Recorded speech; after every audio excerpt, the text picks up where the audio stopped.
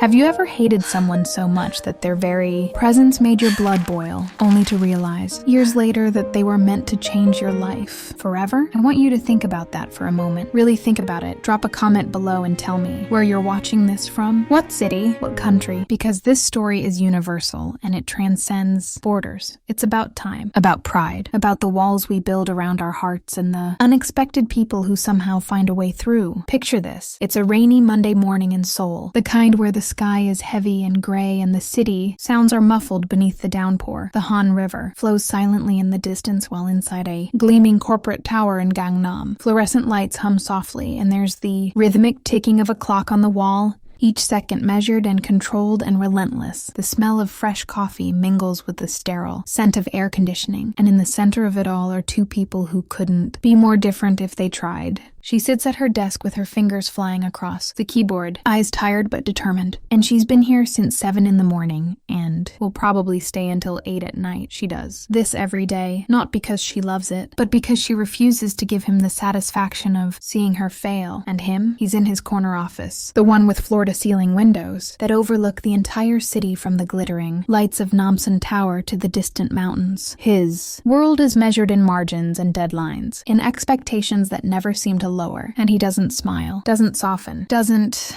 connect. They hate each other, or at least that's what they think. But here's the thing about hate. It's just love that hasn't found its way home yet. And sometimes the universe has a twisted sense of humor about how it brings two souls together. This is their story, a story that begins in Seoul, in a city of millions, where two hearts were destined to collide. Her name was Park Ji-woo, 27 years old, marketing coordinator at Kang Corporation, and quite possibly the most underappreciated employee in the entire building. She'd been with the company for 3 years, 3 long years of 14-hour days and canceled weekends and missed dinners with friends, all while working under a boss who seemed to take personal pleasure in finding fault with everything she did when the presentation lacks depth. Ms. Park, these numbers should have been verified twice. I expected better from you. Always the same. Cold tone. Always the same piercing stare. Always delivered in that clipped formal Korean that somehow made criticism sting even more. And him? Kang Min-jae, 34 years old, CEO of Kang Corporation, self-made millionaire who'd built an empire before most. People figured out what they wanted to do with their lives. Brilliant. Certainly visionary. Absolutely. The business magazines called him the Ice Prince of Gangnam, a title he wore like armor. But warm, human, those words had been edited out of his vocabulary somewhere along his relentless climb to the top. His office was a reflection of his soul, all clean, lines and cold surfaces, glass and steel and nothing else. Not a personal photograph in sight, not a plant, not a book from his university days, not a single thing that suggested a human being actually worked there. Just perfection, sterile, untouchable perfection. Even the view of Seoul's skyline felt distant through those pristine windows. Ji-woo's corner of the office floor, by contrast, was a small rebellion, a coffee mug with Hangul characters, spelling out a joke about Monday mornings, a tiny succulent that somehow survived despite her erratic watering schedule, post-it notes in cheerful colors with motivational quotes, and a small photo of her family back in Busan. It was the only splash of warmth in an otherwise corporate gray landscape. She hated him, hated his arrogance, his impossible expectations, the way he never seemed to see her as a person, but just another cog in his perfectly oiled machine. And he noticed her more than he cared to admit. He noticed how she was always first to arrive and last to leave. Noticed the way her jaw tightened when he gave feedback. Noticed how she bowed respectfully even when her eyes blazed with suppressed anger. He noticed the fire in her eyes that refused to be dimmed no matter how much pressure he applied. But neither of them knew what was coming. Neither of them knew that a simple rumor spreading through Seoul's business circles like wildfire was about to force them into an arrangement that would change everything. The storm was coming, and it would wash away everything they thought they knew. It started with whispers in the executive boardroom. The board of directors had concerns. Kang Min-jae, brilliant though he was, had an image problem. Too cold, too detached, too much like a machine and not enough like a human being. In Korean business culture where relationships and trust were everything, his reputation for being impossible to connect with was becoming a liability. And investors were starting to wonder if a man who couldn't maintain a personal relationship could be trusted with their millions. You need to soften your image. Min Jae-shi, his PR advisor Kim Sun-hee, had said during an emergency meeting in his office while rain pattered against the windows. The stakeholders want to see the human side of you. A relationship, a partnership, something that proves you're not just a calculator in a suit. Min-jae had stared at her like she'd suggested he grow wings and fly from Namsan Tower. I don't have time for a relationship. Sun-hee leaned forward, her voice dropping to deliver the harsh truth. Then make time, or fake one. The words hung in the air like a challenge. She explained that the rumors were already starting, that he was cold, unfeeling, that some were even questioning if he could lead. Effectively, he needed to change the narrative before the next shareholders meeting, and all she was asking was 6 months. Just 6 months of public appearances with someone who made him look human. Min-jae stood and walked to his window, staring out at the Seoul skyline where the city stretched endlessly before him. Millions of lights, millions of people, millions of connections he'd never made. He'd built this company from nothing, had sacrificed everything for it. Sleep, friends, family relationships, the very idea of love. And now they wanted him to fake it. That's when he thought of Park Ji-woo. She was there, reliable, already in his orbit. She knew the company inside and out, understood how things worked. She was professional, incompetent, and most importantly, she already hated him, so there would be no messy feelings, no complications. It would be purely transactional, professional, temporary, clean. He called her into his office on a Wednesday afternoon after the rain had stopped, but the sky remained gray. Ji-woo walked in mentally preparing herself for another critique, another impossible task, another reminder that she would never be good enough for Kang Min-jae's standards. Sit down. Miss Park, he said without looking up from his tablet. She sat, with her spine straight and her hands folded in her lap, defenses up like shields. I have a proposition for you. Ji-woo blinked, because this was new. In 3 years he'd never proposed anything. He ordered, demanded, expected, but never proposed. Yes, Sajangnim? She asked, using his title carefully and professionally. Then he said it. I need you to pretend to be in a relationship with me. The words crashed into the room like broken glass, and Ji-woo actually laughed, a sharp, disbelieving sound that she immediately tried to smother with her hand. This had to be a test, some bizarre evaluation of her professionalism. I'm sorry, what? He looked up then, his dark eyes meeting hers with an intensity that made her breath catch. For 6 months, public appearances, dinners, events, enough to convince the board and investors that I'm capable of human connection. He said it like he was proposing a merger, not a fake romance, like it was just another business transaction. Ji-woo's mind reeled as she tried to process what she was hearing. This is a joke. You're testing me. But his expression remained serious and impassive. I never joke. Miss Park, and I don't test people with propositions like this. In return, I'll triple your salary and guarantee you the senior marketing director position you've been passed over for 3 times now. The room tilted. The senior director position, the one she'd worked herself to exhaustion trying to earn, the one they kept giving to someone less qualified but better connected, someone with the right family name or the right university connections, the position that would finally prove she belonged here, that she'd made it despite coming from nothing. Why, me? Her voice came out smaller than she intended. Because you're competent, because you understand this company, because you're already here and bringing in someone from outside would create too many questions. He paused, his expression unreadable, and because you won't fall in love with me. The certainty in his voice should have been insulting, but instead Ji-woo found herself laughing again, this time with bitter amusement. Of course he was, so sure, as if she could ever love someone who'd made her life miserable for 3 years. You're absolutely right about that, Sajangnim. She thought about her student loans, her mother's medical bills back in Busan, her father's failing restaurant that she sent money to every month. She thought about the tiny Gosiwon room she could barely afford in Mapo, so small she could touch both walls when she stretched out her arms. She thought about the career she'd sacrificed so much for, working twice as hard as everyone else just to be seen as half as good. 3 times her salary. Their director position. 6 months. She could endure anything for 6 months. 6 months, she said firmly, meeting his eyes. And then we never speak of this again. We go back to our professional relationship. And you never mention this arrangement. He nodded. Agreed, she added. And I wanted in writing. A contract. Everything spelled out clearly. For the first time, something that might have been respect flickered across Min-jae's face. Of course. I'll have the legal team draw up the papers. They stood and bowed slightly to each other in that formal Korean way, then shook hands. His palm was warm, surprisingly so, and strong. The contact lasted exactly 3 seconds, but Ji-woo felt it like electricity running up her arm. Neither of them realized they'd just made a deal with fate. Neither of them knew that contracts and control couldn't contain what was about to unfold between them. The first date was a disaster. A charity gala at the Shilla Hotel with Ji-woo in a borrowed, hanbok-inspired evening gown that didn't quite fit, feeling like an imposter among Seoul's elite. Min-jae wore a perfectly carefully tailored black suit that probably cost more than her entire year's rent, and they stood 3 feet apart in the glittering ballroom, both wearing smiles that didn't reach their eyes, both acutely aware of every camera and every whisper and every curious stare. The who's who of Seoul society surrounded them. Business moguls, entertainment company CEOs, politicians, society wives dripping in jewelry, and all of them were watching the ice prince with his mysterious new girlfriend. "You need to stand closer," Min-jae murmured in Korean, his voice low enough that only she could hear. "I am close," Ji-woo replied while keeping her smile fixed. "People need to believe we're together. In Korea, people notice these things. The distance between us, the body language, everything matters. Then maybe you should try looking like you can.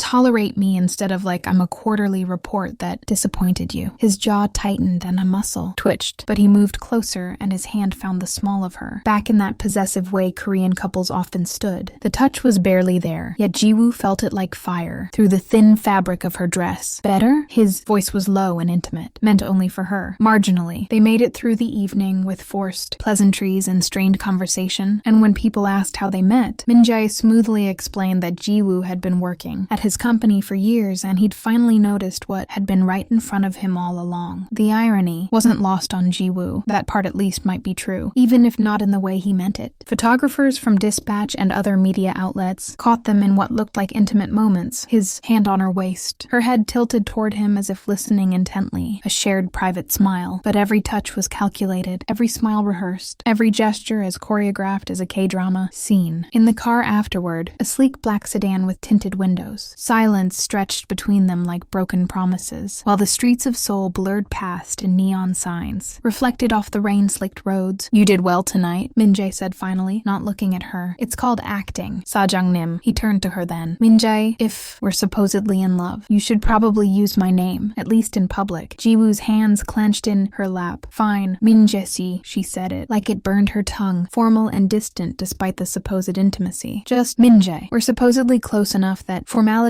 aren't necessary." She whispered, "Just for 6 months." He agreed quietly, just for 6 months. But the second date was easier, and the third, and the fourth, and the fifth. They fell into a rhythm. Dinner every Thursday at different restaurants around Seoul, from high-end establishments in Gangnam to more casual places in Hongdae that made Min-jae visibly uncomfortable with their noise and chaos. Weekend appearances at gallery openings and charity events, and once even at a baseball game where Min-jae admitted he'd never actually watched a full game before. "You've never watched baseball?" Ji-woo stared at him in disbelief as the Deuce and Bears played at Jamsil Stadium. "I've been busy building a company," she teased. "You've been busy forgetting how to be Korean," then caught herself. When had she started feeling comfortable enough to tease him? But Min-jae smiled, actually smiled, and bought them hot dogs and beer, and they cheered when the Bears scored. For 3 hours they weren't CEO and employee. They were just two people enjoying a game. Ji-woo found herself noticing things. The way he held doors without thinking. That small gesture of consideration that seemed automatic. How he always ordered his coffee black at first but added sugar when he thought no one was watching. As if sweetness was something to hide. The tiny scar above his left eyebrow that she learned came from a childhood accident. The way his shoulders relaxed just slightly when they left the office and he loosened his tie, and how he always made sure she got home safely, waiting until she was inside her building before his driver pulled away. And Min-jae noticed how she hummed under her breath when she was concentrating, usually old K-pop songs from second-generation groups. The way she tilted her head when she was thinking, like a bird considering something interesting. How her laugh, when it was real and not forced for cameras, sounded like music he'd forgotten existed. The fierce intelligence in her eyes that no amount of his criticism had ever dimmed. And how she bowed to elderly people on the street, helped lost tourists find their way, bought extra fish-shaped pastries from street vendors, and gave them to children playing nearby. One evening over dinner at a quiet restaurant in Itaewon, Ji-woo asked the question that had been haunting her. "Why did you become CEO?" Really, not the answer. "You give reporters."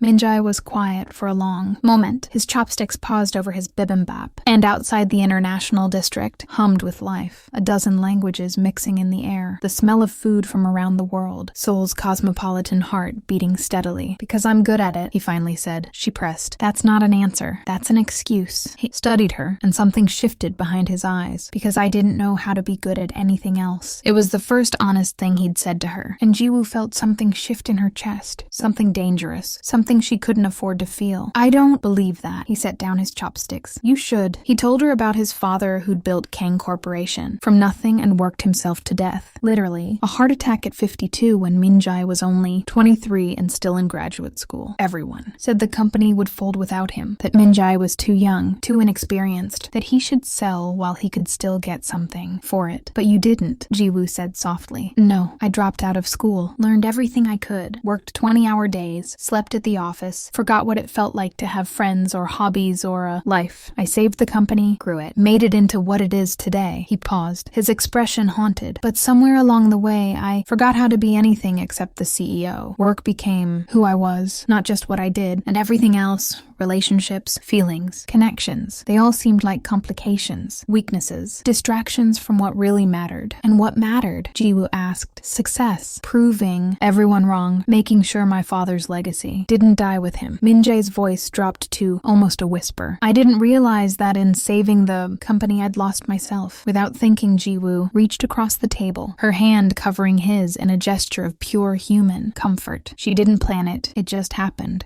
Maybe you just needed the right reason to find yourself again. Their eyes met and held, and the restaurant disappeared. The pretending disappeared. For 5 heartbeats, it was just them. Just real. Just 2 people seeing each other for the first time. Then Min-jae pulled his hand back and the walls slammed into place. We should go. I have an early meeting tomorrow. But as they left the restaurant, his hand found hers on the street, their fingers interlacing naturally. For the cameras, Ji-woo told herself. Just for the cameras. But Min-jae held on even when there were no cameras in sight. It happened slowly, then all at once. The way dawn breaks over Namsan Mountain. Barely noticeable at first, then suddenly the whole city is bathed in light. Week 8, Min-jae brought her. Coffee without being asked, made exactly how she liked it with too much cream and 1 sugar, from the specific cafe 3 blocks away that she'd mentioned once in passing. You remembered, Ji-woo said, surprised. His voice was softer than usual when he replied, I pay attention. Week 10, she stayed late to help him prepare for a crucial presentation to international investors, and they ordered chicken and beer, the most Korean of comfort foods, spreading papers across his office floor since the conference table was too small. At some point, Ji-woo made a joke about his terrible English pronunciation, and Min-jae threw a crumpled paper at her. She threw it back, and suddenly they were laughing, really laughing, and Ji-woo realized she'd never heard him laugh before. Not like this. Not genuine and unguarded and almost boyish. You should laugh more, she said without thinking. It makes you look. She trailed off, and he prompted, what? She finished quietly, human. He didn't seem offended. Instead, he smiled. A real smile that transformed his entire face. Maybe I just needed someone to give me a reason to. Week 12 brought a scandal when they were photographed leaving his apartment building at sunrise. The tabloids went wild. Dispatch ran it as their lead story, and the comment sections exploded with speculation. The truth? They'd stayed up all night talking, just talking, sitting on his apartment floor with the lights of Seoul spreading below them like scattered stars, sharing stories they'd never told anyone else. She told him about growing up poor in Busan, how she'd worked 3 jobs to put herself through university,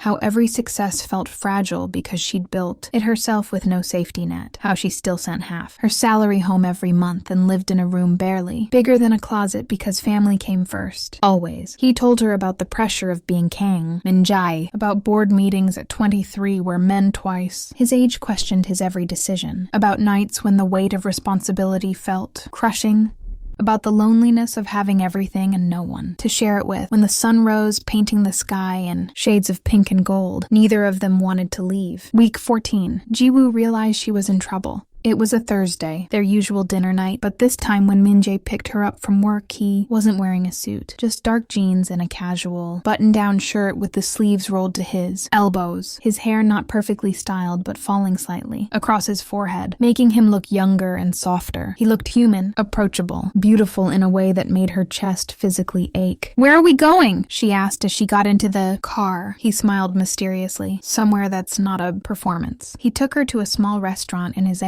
old neighborhood, the one he'd grown up in before success changed. Everything, not trendy Gangnam or fashionable, Gil, but a working-class area with narrow streets and family-owned shops that had been there for generations. The restaurant was tiny, run by an elderly woman who'd known Min-jae's father. Aigu. Min-jae. The woman's face lit up with genuine joy. You finally brought someone, and such a pretty girl! Min-jae blushed, actually blushed, and Ji-woo fell a little more in love with him in that moment. moment, which terrified her. They sat at a small table and the Ajumma brought them homemade kimchi jjigae, the kind that tasted like childhood and memories. No menu, no choices, just food made with love. Why here? Jiwoo asked softly. Min-jae's eyes held hers with an intensity that stole her breath. Because I'm tired of pretending, aren't you? Jiwoo's heart hammered against her ribs. Min-jae, he leaned forward, his voice dropping. I know what we agreed. I know this is supposed to be fake, a 6-month arrangement and nothing more. But Jiwoo, what if it's not? What if it hasn't been for a while now? She wanted to say yes, wanted to close the distance between them and kiss him. Right there in that tiny restaurant and admit that somewhere between hate and tolerance, she'd fallen, completely and irrevocably in love with Kang Min-jae, that she thought about him constantly, that his smile had become her favorite sight, that his happiness had somehow become more important than her own. But fear is a powerful thing, and Jiwoo had learned early that wanting things and hoping for things only led to disappointment. We have a contract, she whispered. 6 months, then it's over. That was the deal. We signed papers. His voice was fierce. Screw the contract, she protested. You don't mean that. You're Kang Min-jae. You love contracts. You live by them. He reached across the table, his hand trembling slightly as it covered hers. Not this one. Not anymore.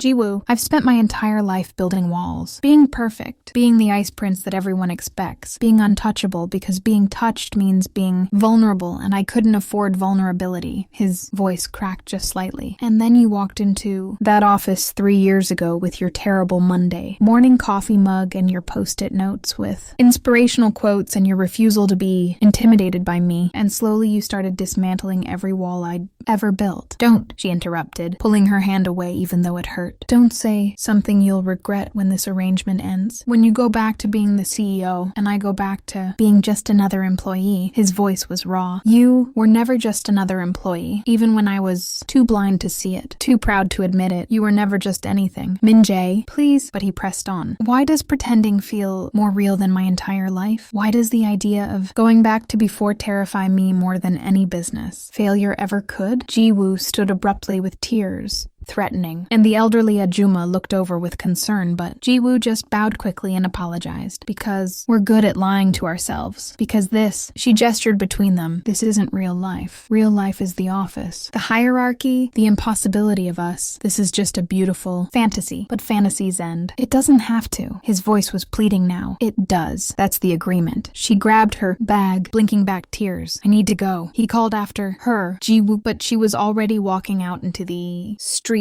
into the night, into the familiar loneliness that was safer than hope. That night, Jiwoo cried in her tiny Gosiwan room, cried for the impossibility of it all, cried because she'd done the unthinkable. She'd fallen in love with Kang Min-jae, the man she'd sworn to hate forever, the man who could never really love her back. Not beyond this arrangement, not in the real world where he was the CEO, and she was nobody, where their worlds didn't align, where loving him meant setting herself up for the biggest heartbreak of her life. And across the city in his empty luxury apartment with its cold surfaces and sterile perfection, Min-jae sat in the dark and realized he'd spent 34 years building an empire but had never learned how to build a home until Park Jiwoo taught him what he'd been missing. The end came at week 20 in the cruelest way possible. A company event celebrating Kang, Corporation's biggest merger yet, a deal with a Chinese conglomerate that would triple their market presence. The grand ballroom of the Lotte Hotel was packed with everyone who mattered in Korean business, and Jiwoo stood beside Min-jae playing her part, perfectly in a designer dress with a professional smile, the dutiful girlfriend supporting her successful boyfriend. But something was different. Every touch felt hollow. Every smile felt like a lie. Every minute felt like torture, because now she knew what real felt like, and this wasn't it. This was performance. This was the arrangement. This was everything she'd agreed to and nothing she wanted anymore. I need air, she whispered to Min-jae during a lull in the speeches. She escaped to the balcony overlooking Seoul, where the city spread out below like a sea of lights, millions of people living their lives, and she'd never felt more alone. The night air was cool, carrying the faint scent of cherry blossoms from the trees below, and she didn't hear him follow. Jiwoo, she didn't turn. Go back inside. Min-jae, they'll miss you. His voice was soft. I'll miss you more. Don't make this harder, he asked. Make what harder? Her voice cracked. The ending. We have 6 weeks left. Let's just finish this professionally and move on. You'll get what you need from the board. I'll get my promotion. Everyone wins. His voice was fierce. Everyone except us. Jiwoo finally turned to face him, and she knew he could see the tears tracking down her face, ruining her carefully applied makeup. There is no us, Min-jae. That was never part of the deal. To hell with the deal. His voice was rough and desperate. I don't care about the deal anymore. I don't care about the board or the image or any of it. I care about you. She shook her head. You care about the idea of me, the convenience of me. But when this ends, he stepped closer, his hands coming up to frame her face with a gentleness that broke her heart all over again. I don't want it to end. Jiwoo, I love you. The words hung between them, terrifying and beautiful. You're confused, she whispered, even as she leaned into his touch. This is the arrangement talking. It's been intense. We've spent so much time together, but it's not real. It can't be real. His voice was raw. Why not? Because you're King Min-jae. The dam broke and all her fears came flooding out. You're the CEO of a major corporation. You're Seoul's most eligible bachelor. You're brilliant and successful, and you could have anyone, and I'm just Park Jiwoo from Busan. I'm nobody. I live in a room the size of your closet. I send half my salary home to my family. I don't come from the right background. Didn't go to the right schools. Don't have the right connections. Your world and mine, they don't overlap. Not really. Not outside of this arrangement. You think I care about any of that? His voice was incredulous. She pressed on. I think you will. When this ends and reality sets back in, when you remember who you are and who I'm not, I think you'll regret this, and I can't watch you regret me. His voice became commanding. Look at me. Really look at me. Jiwoo.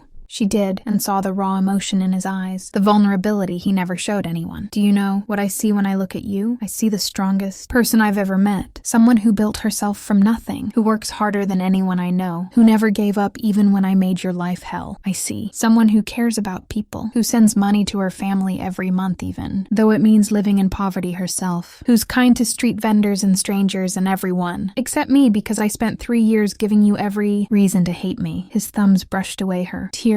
I don't want someone from the right background or the right schools. I want you, the real you, the one who makes me laugh and challenges me and sees me as human instead of just a title. Min-jae, she started, but he kept going. I love you. I didn't know I could. Didn't think I had it in me, but I do. And it's messy and terrifying and completely illogical. And I love you anyway. I love you because of who you are, not despite it. I love your strength and your kindness and your terrible Monday morning mug and the way you, when you think no one can hear. I love that you're not afraid to tell me when I'm wrong. I love that you made me remember how to be human. This is crazy, Jiwoo said, crying fully now with mascara running and all. Pretense gone. Probably, he agreed. She continued, we'll destroy each other. The office will talk. The board might not approve. Your family, he cut her off. Or we'll save each other. And I don't care what anyone thinks or says, not anymore. Because the thought of losing you, of going back to that empty office and that empty apartment and that empty life, it terrifies me more than any business failure or board disapproval ever could. I'm scared, she admitted in a whisper. So am I. I'm terrified. This is more frightening than taking over the company. At 23, his forehead pressed against hers, their breath mingling in the space between them. But, Jiwoo, I'd rather be terrified with you than safely alone. Without you, I love you too, she finally admitted, the words tumbling out like a confession. I've loved you for weeks now, maybe months, and I've been so scared because you weren't supposed to matter. You were supposed to be the terrible boss I hated, and then you became the person I couldn't stop thinking about, couldn't stop caring about. You became everything. Tell me I'm not too late, Min-jae whispered against her lips. Tell me I haven't wasted so much time being afraid that I've lost my chance with you. She smiled through her tears. You're not too late. You're just finally on time. He kissed her then. Not for cameras. Not for show. Not for anyone but them. It wasn't gentle or tentative, but desperate and honest and full of every word they'd never said, every feeling they'd tried to suppress, every moment they'd denied what was building between them. Jiwoo's hands fisted in his shirt, pulling him closer, pouring 3 years of frustration and weeks of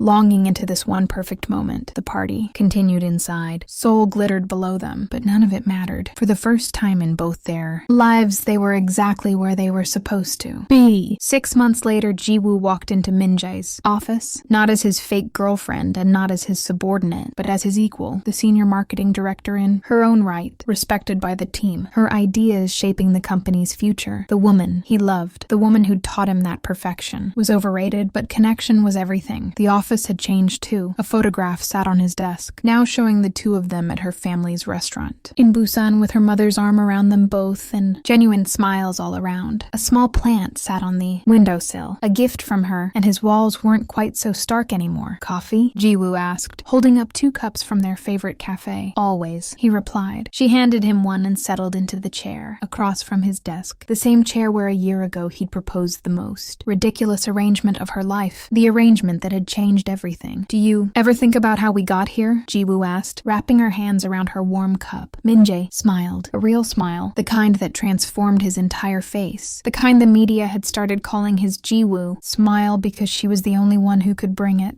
out every single day. Do you regret it? The arrangement? She asked softly. The arrangement? Never. It brought me you. He paused and something darker crossed his expression. But the 3 years before that, the 3 years I wasted being too proud and too blind to see what was right in front of me? Yes, I regret every minute of that time. Ji-woo stood and walked around the desk to perch on its edge beside him, her hand finding his. We can't get that time back. No, he agreed, interlacing their fingers. But we can make better use of the time we have left. All of it, together. Outside rain began to fall, just like it had on that first morning when everything changed, when she'd sat at her desk hating him and never imagining he would become her entire world. But now, the sound wasn't melancholy. It was cleansing, renewing, a reminder that storms pass and new beginnings emerge. From the rain, Ji-woo thought about the woman she'd been a year ago. Tired, frustrated, trapped, so certain she knew exactly who Kang Min-jae was and what he represented, so sure that some people were incapable of change, that some distances could never be bridged, that some walls were too high to climb. And Min-jae thought about the man he'd been, cold, isolated, proud, convinced that feelings were weaknesses and love was a luxury he couldn't afford, sure that he had to be perfect to be worthy, that vulnerability meant failure, that connecting with people was a distraction from what really mattered. They'd both been so wrong, because sometimes the person you swear you'll never love becomes the reason you learn what love really is. Sometimes hate is just love that hasn't found its way home yet, and sometimes the universe has a twisted sense of humor about bringing 2 souls together. But in the end, every painful and confusing and beautiful step of the journey is worth it. I love you, Ji-woo said softly, pressing a kiss to his temple. I know, Min-jae replied, pulling her into his lap with a gentle tug. Then with a tenderness that would have shocked his former self, that would have made the ice prince of Gangnam unrecognizable, he whispered, I love you too, more than I thought it was possible to love anyone. The clock on the wall ticked on, marking seconds and minutes and hours, but for the first time in his life, Kang Min-jae wasn't counting the seconds, wasn't measuring time like a resource to be optimized. He was savoring them, cherishing them, because time, he'd learned, wasn't meant to be controlled or conquered or maximized. It was meant to be lived, fully and honestly and vulnerably, with the right person, with the person who taught you that falling in love wasn't weakness, but the bravest thing you could do. If this story touched your heart, please like, share, and help us keep creating more emotional stories like this one.